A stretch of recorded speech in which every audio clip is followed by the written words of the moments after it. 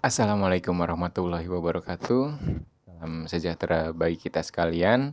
Selamat berjumpa kembali rekan-rekan mahasiswa Universitas Terbuka dalam sesi inisiasi ke-6. Kali ini kita akan sama-sama belajar, menganalisis dan mengkaji tentang penilaian tingkat kesehatan dari badan usaha milik negara. Di dalam inisiasi ke-6 ini diharapkan rekan-rekan mahasiswa sekalian ini dapat memahami, menjelaskan penilaian aspek keuangan, penilaian aspek operasional, kemudian penilaian aspek administrasi, dan tingkat kesehatan badan usaha milik negara. Ada beberapa indikator ya untuk penilaian tingkat kesehatan BUMN atau BUMD.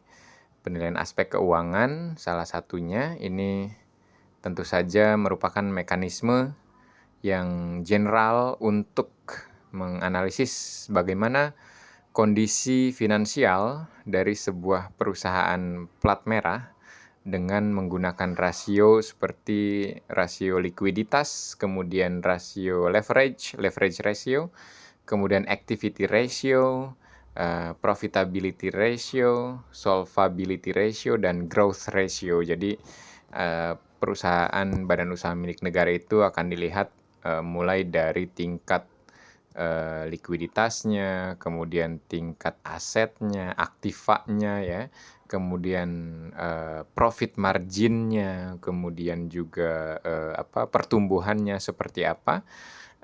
Ini merupakan indikator dari bobot penilaian untuk aspek keuangan. Kemudian mekanisme untuk menilai itu semua ini dapat menggunakan beberapa penetapan skor, diantaranya return on equity, ya, kemudian return on investment, ya, kemudian rasio kas, rasio lancar, kemudian perputaran persediaan, kemudian perputaran total aset dan rasio total modal. Ya. Tentu saja instrumen keuangan ini perlu untuk ditelaah secara lebih mendalam kepada perusahaan-perusahaan BUMN maupun BUMD agar dapat diketahui seberapa sehat seberapa baik tingkat kesehatan dari badan usaha milik negara dan atau badan usaha milik daerah. Karena misalnya kita melihat katakanlah dari return on investment misalkan. Kita tahu bahwa perusahaan-perusahaan BUMN dan bahkan BUMD ini ada yang sudah melakukan initial public offering. Secara logik, ketika perusahaan sudah melakukan initial public offering atau go public, maka sebagian modalnya itu diinvestasikan oleh investor. Tentu saja pengembalian kepada investor ini sangat penting bagi tingkat kesehatan BUMN, karena apabila perusahaan BUMN tidak sehat, tentu saja mereka tidak bisa mengembalikan apapun kepada investornya. Sederhananya seperti itu. Dan tentu saja sebagai perusahaan plat merah, investor terbesarnya adalah negara. Artinya negara Indonesia melalui pemerintah negara Republik Indonesia yang notabene merupakan manifestasi dari rakyat Indonesia adalah pemilik modal terbesar dari perusahaan BUMN dan BUMD. Dan tentu saja ini menjadikan perusahaan BUMN maupun BUMD ini memiliki responsibilitas terhadap bagaimana caranya mengembalikan ya apa yang sudah diinvestasikan negara kepada BUMN maupun BUMD. Karena kita tahu bahwa salah satu suntikan modal yang dimiliki oleh BUMN dan BUMD ini bersumber dari APBN, yang notabene APBN ini tentu salah satunya juga ditarik dari pajak yang terdiri dari pajak pertambahan nilai, pajak penghasilan, pajak pertambahan nilai barang mewah atau PPNBM, kemudian bea ya, cukai, dan penerimaan negara bukan pajak atau PNBP. Selanjutnya, untuk menilai aspek operasional, ini indikator dan bobot penilaiannya adalah kegiatan yang berkaitan dengan indikator inovasi produk baru. Jadi seberapa inovatif BUMN itu mampu menghasilkan produk dan atau layanan yang dapat mereka berikan kepada masyarakat. Kemudian indikator lain yaitu produktivitas ya, produksi dan produktivitas.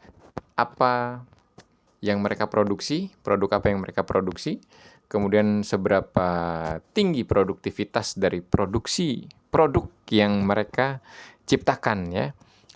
Ini berkaitan dengan efektivitas ya, efektivitas dari perusahaan BUMN dalam melaksanakan aktivitas operasionalnya untuk menghasilkan produk-produk yang memang bernilai bagi masyarakat.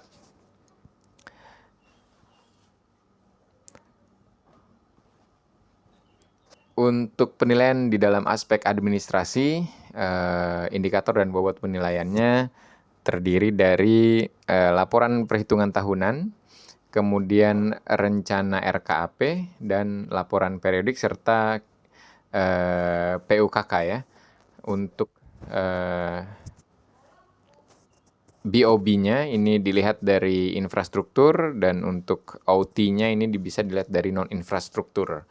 Sedangkan untuk metode penilaiannya serupa dengan indikator yang digunakan, yaitu adanya laporan perhitungan tahunan, kemudian RKAP atau rencana kerjanya ya, kemudian laporan periodik triwulan, caturwulan, semester ya, atau disebut lain ya. Kemudian juga ada kinerja pembinaan usaha kecil dan koperasi.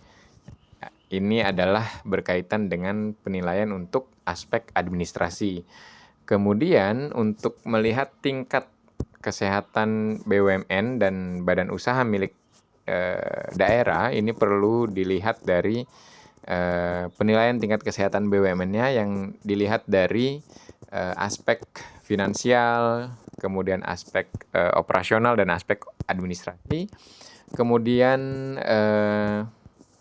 diklasifikasikan tingkat kesehatan BUMN-nya, apakah BUMN atau BUMD tersebut memiliki tingkat kesehatan yang baik, apakah BUMN tersebut korup, apakah BUMN tersebut mampu menghasilkan produk-produk yang berguna atau bernilai di mata masyarakat, apakah mereka efisien menggunakan sumber daya yang digunakan, apakah mereka mampu mengelola modal yang notabene diinvestasikan dari APBN.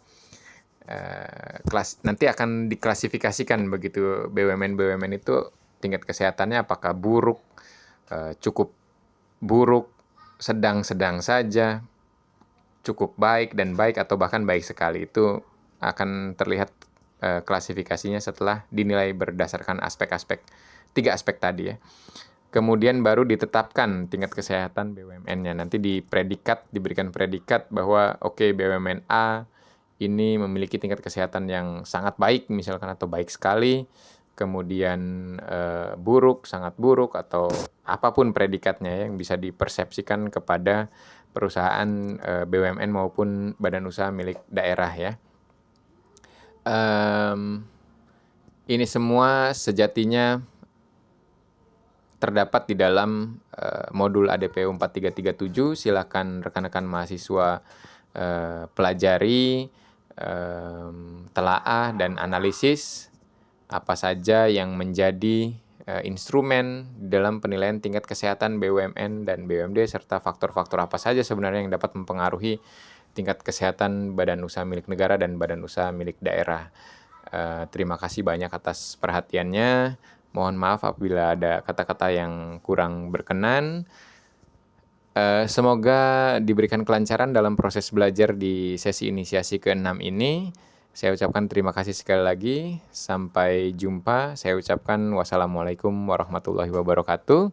Salam sejahtera bagi kita sekalian.